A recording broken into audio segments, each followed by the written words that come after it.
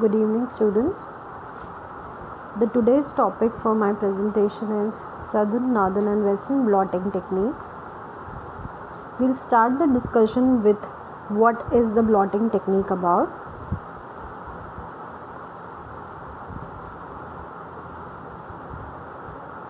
So blotting method is basically the detection technique, or we can say the detection of biomacromolecules like DNA, RNA or proteins.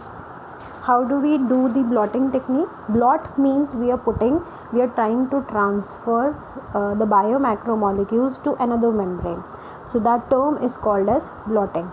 So therefore somehow we can connect that we are transferring the DNA, RNA or proteins biomacromolecules on the membrane for detection. So this is the definition of blotting technique. There are three types. One is southern blotting, which is basically to detect the DNA molecules. Northern blotting is for detection of RNAs, which are super secondary structures. They are mostly in the secondary structures like hairpin loops. Then third is western blotting, which is for the detection of proteins. This occurs basically by hybridization with the antibody process, like we have learnt in ELISA test. Okay. And in southern blotting, DNA can be just detected by hybridization, which we have learned in microarray technology as well. Hybridization with the RNA or the DNA probe. Northern blotting, RNA detection with hybridization with DNA or RNA probe. They have similar procedures.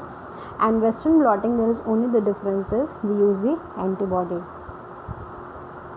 Further, all these blotting techniques, they have some common procedures, like they undergo the 2D electrophoresis process. There, the biomacromolecules what we get from the electrophoresis, the gel bands, are transferred to the membranes. That is the second point. This is common. And further, the detection after the hybridization process, the detection is also common. So if I summarize all the 4 points, every biomacromolecule, DNA, RNA, proteins, and all these three techniques, they undergo 2D electrophoresis.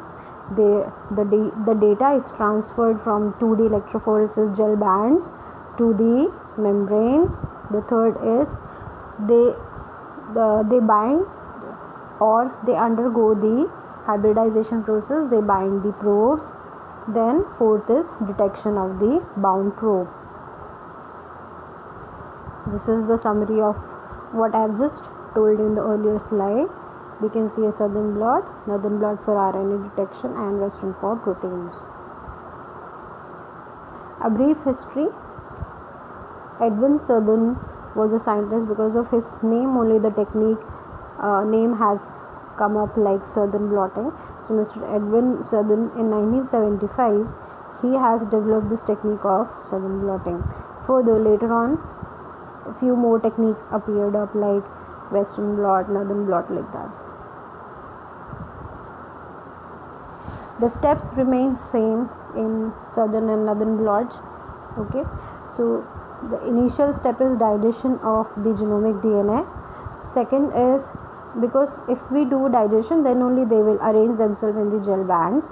Second is size separation of the fragments. Third is denaturation of the DNA fragments. Fourth is transfer of the denatured DNA bands from the particular 2D gel bands on the nitrocellulose membrane. Once they are transferred here, after the transfer process, they will be hybridized to the probes what we will be putting from above. So that labeled probe could be DNA or RNA. And after that, with the help of autoradiography method, we can detect the gel bands, or we can say the gene sequences present in the sample. Then we can estimate the size and numbers of the bands.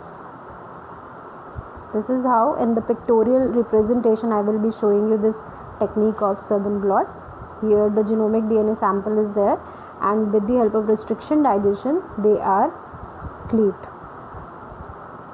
Further, the same flowchart I will be showing in the pictorial representation. We can see here the DNA has got digested with the help of restriction enzymes. So we can see there are few double stranded DNA. Okay, and then with the help of 2D gel electrophoresis they are being separated here. So we can see more the size they are quite on the higher side, then the small size they are small size and charge they can get separated. Okay, so this was the second step. First is digestion, second is 2D gel electrophoresis. Third is we have to put this gel bands now in the chamber, where in this chamber the buffer is kept, the blue color, this is a salt solution. Then this is the sponge. Okay, why the sponge has been kept? Because we want when electricity current passes, so we want the movement of the buffer above. Okay, why that happens? Because the gel bands are in between. Whatever we have achieved from 2D gel electrophoresis, these bands are kept here. Okay, that gel band full, then there is fiber and the papers are kept up. Okay, why we have kept the separators? Because we want whatever gel bands have appeared here in the gel, they should be transferred to the nitrocellulose membranes, which are in the with the paper towels. Okay, so once they have they have just copied themselves in the nitrocellulose membrane, where you can see here. So we can see the nitrocellulose membrane of the paper like this, where all the gel bands have the DNA gene sequences they have copied here. Okay, that is just transferred themselves. Okay, so this we can say it is just a replica of the 2D gel bands. Further, we do the hybridization process where the radioactive labeled probes, you can see here yellow color or maybe the green color. So these we can label the probes with the radioactive material or either with the biotin labeled material. So dependingly, the radioactive is hazardous, biotin is not hazardous but expensive. So we can use them for hybridization with whatever has the gene sequences which have the DNA sample which have transferred in the nitrocellulose membranes. So the papers, and this here we do the hybridization of the probes. So we can see here there is a complementary binding of whatever the gene sequence was single, there is a complementary binding with the probe is length of 20 to 30 nucleotides. Whatever we understand by doing this process, we can see it in the autoradiography or the X-ray film we can achieve at last. Now this film will tell us what was the gene, the DNA element present in the sample. That is the overall outcome of doing the sudden blotting analysis. Here are some more pictorial representation. So this is the DNA 2D gel electrophoresis, then gel to membrane transfer, then membrane, we can see the membrane how it looks now. The probes are being labeled and transferred to the membrane, where with the autoradiography we can do the detection. This is another representation. This is the 2D gel bands, then this is that chamber of sudden blotting where separated DNA fragments blotted to the nitrocellulose paper. So nitrocellulose membranes are here. With the flow, the current flow, the buffer will go up and will try the movement of the gel bands. They will be replica, they will come here on the membrane. So we can see here the 2D gel is now, this gel plate is plain and everything has been transferred to the nitrocellulose paper. Now this is being hybridized, labeled with the probes, and further with the autoradiography we can see the bands. Some few properties of the probes. For DNA 20 to 30 nucleotides is the range. They could be radioactive label, they could be biotin label. For radioactive label, they can be hazardous as I told earlier. Then they are cheap, they are sensitive. The biotin label, they are sensitive and expensive.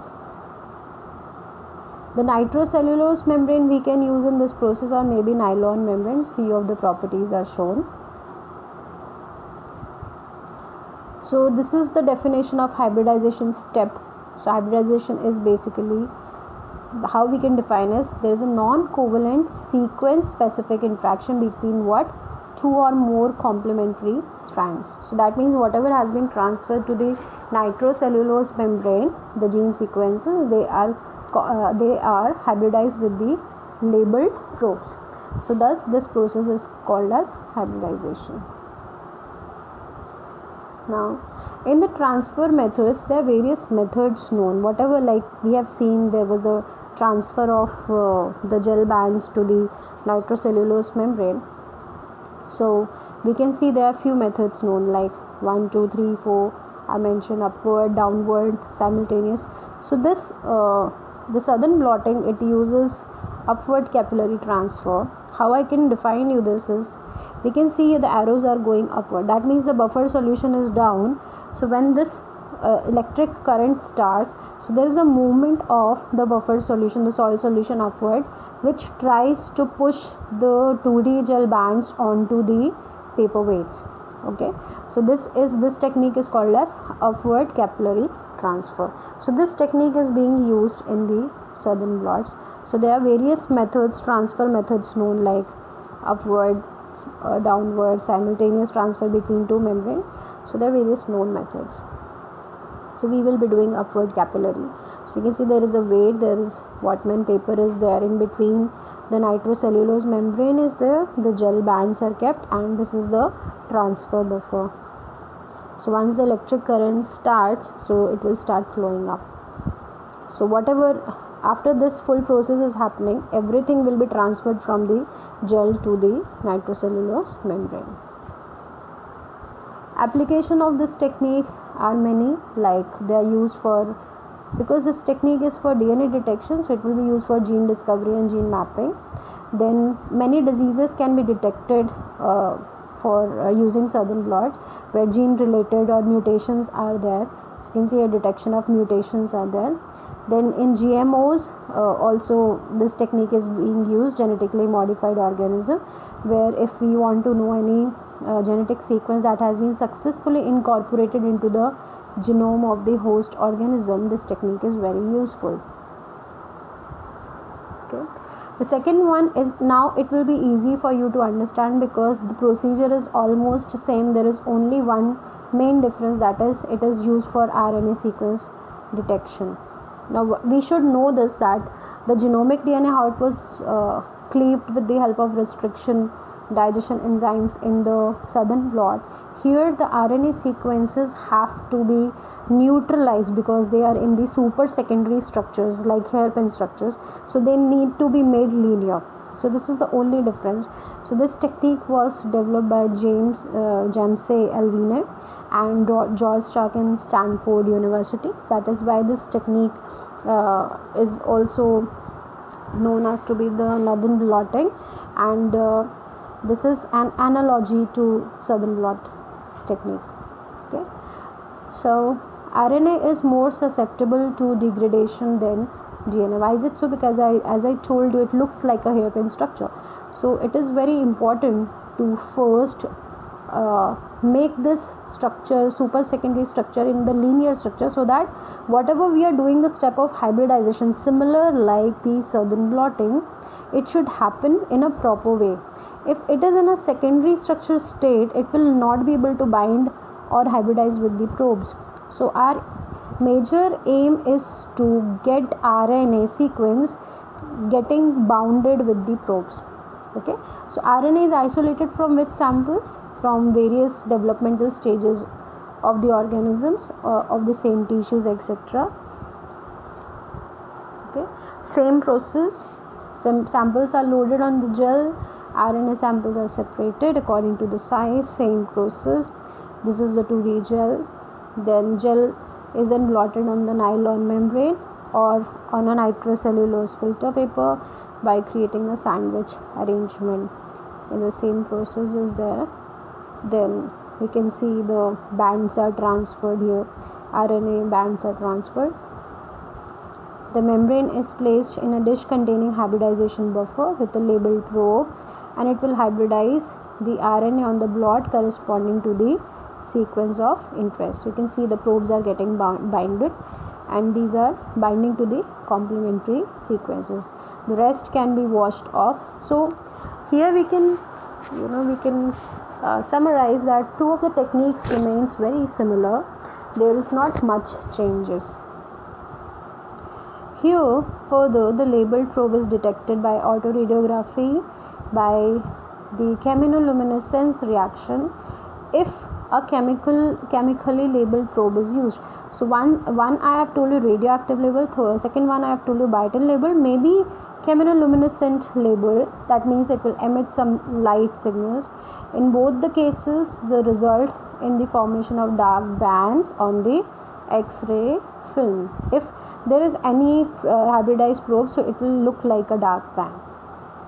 Okay, so that is very important. So in normal sequences, it will give you some pattern, and if it is in the disease state or some developmental stage difficulties there, then it will give you different band.